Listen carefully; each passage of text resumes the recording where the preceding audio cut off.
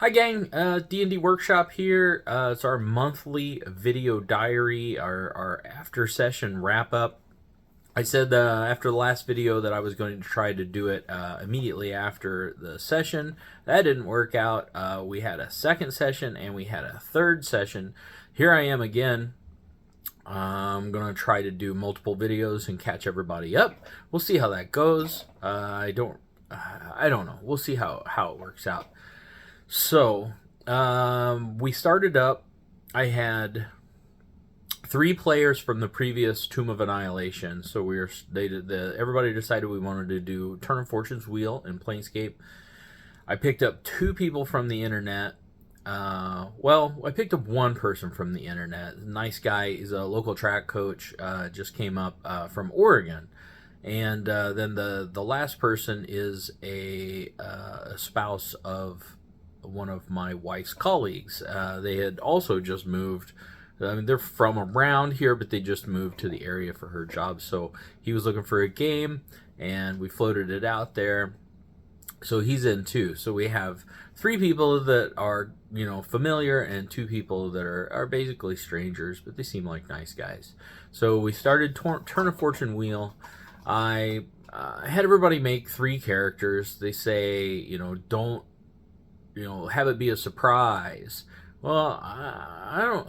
Most people don't appreciate a surprise, pull a character out of your butt. I do. I love making characters. I can make characters all day. That's one of my favorite things to do. I love D&D Beyond. It's like a paper doll factory. I can just make them and make them and make them and make them, and I never get bored of it. I just kind of try different things and see how different things stack, and it's just really fun and nice. A lot of people view it as a chore. A lot of people are overwhelmed by the volumes of resources and the time required to get familiar with it. Again, I'm more of a long-term diehard hobbyist, where so many of my players are just they just come and play, and that's the only thing they do all month with regard to the hobby, to role playing and or D&D. They may play video games. But beyond that, I mean, they're not sitting there reading all the different campaign supplements, etc. So we started Turn of Fortune's Wheel. They were all dead. Nobody had ever played Planescape Torment. Nobody knew who Morty was. Nobody got any of the Easter eggs or inside gag type things. And it kind of starts to go into one of my complaints about this supplement. So this adventure, this campaign, they say this person talks like this, and they might give you 1 line. And it would be very helpful to low-ris DMs like myself, right? While I might be smart, I'm not real quick, and I don't have a silver tongue, right? I can figure all this stuff out and see it all in my head, and I can do all of that. But whenever it's time to try to change personalities and say lines like that personality, I get all tongue-tied, and I spend more time thinking about it than I do talking about it, which comes off very unnatural. And it kind of ruins the effect, So the yo chief, blah blah blah, same sort of thing. They talk about the slang, I forget what it's called, but the Planescape, the Burke and the Clueless and the Dead Book and all of that. It would sure be nice to just have some throwaway sentences. So anyway, they started out in the mortuary. They talked to Morty. They couldn't find anything out. Morty, they were just grilling him on questions, and he was like, "You guys don't know anything. I don't have time for this." And went to leave, and they started casting spells at Morty to prevent him from running away. I was like, "Holy crap! Okay." So, I guess we should start there. So the 5 characters that we started with, we had a Kinku Wizard, and that was Alicia. More to come on her later. We have a Minotaur Barbarian. We have 2 Eladrin Sorcerers and a Human Monk.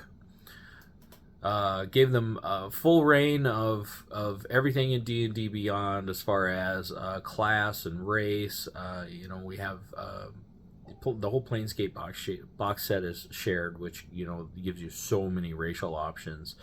So those are the characters that they picked. I warned Alicia about Kinku, that they sound great, but in practice they can be very frustrating. She says, "Oh, I don't think it'll be a problem," because she is a good note taker, so maybe.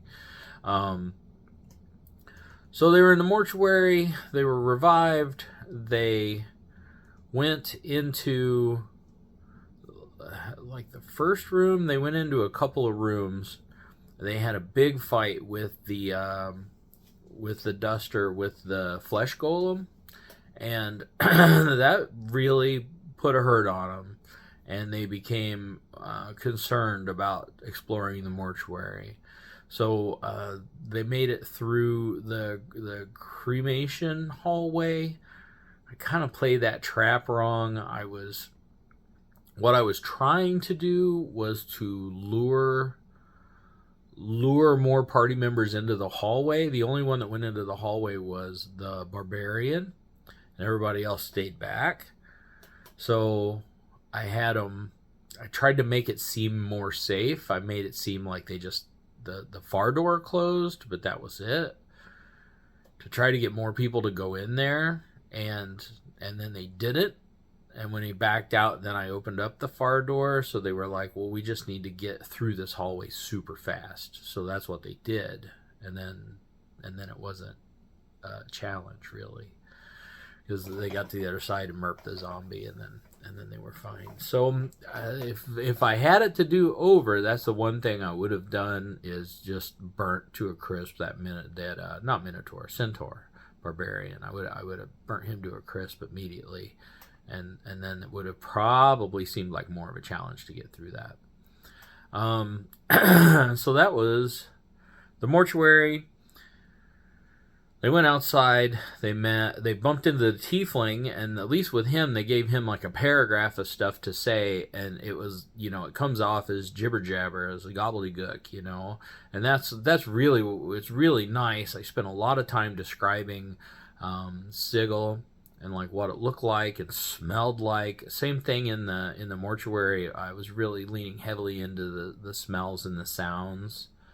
When they got outside, I described it, and they're like, "This seems foreign." I was like, "This doesn't seem right for a city, but it doesn't seem like the first time you've seen it, right? You're not completely overwhelmed by looking at it, so maybe there's a tickle of a memory in there." Yeah, it's hard playing amnesiac heroes, because what do they know? Why do they know that? Does that spark any memories? It's weird, the volumes of things that they know, but they don't know that they know it, or they don't know how to play. It's just difficult. It's awkward, in my opinion. So, I mean, I get it, but I don't know. So I'm not completely sold on that. I'm struggling with the monologues and the oration of the different NPCs. I did the same thing with Acererak, but I picked a voice for Acererak, which was Skeletor from He-Man at the end of Tomb of Annihilation, and then I'd written out like 5 or 6 like one-liners, like quips that he was gonna say.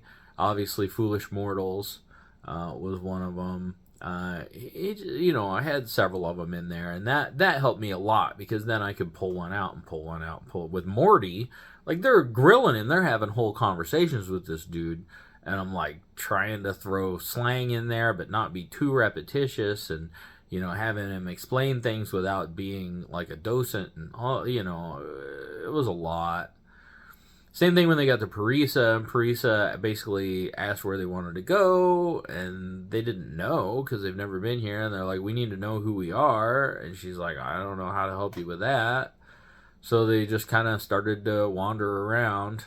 They ran into the faction people and talked to them, and got a little overview of the factions, and they got a little primer onto what the Outer Planes are, and the Outlands are, and Sigil is, and just a very brief overview.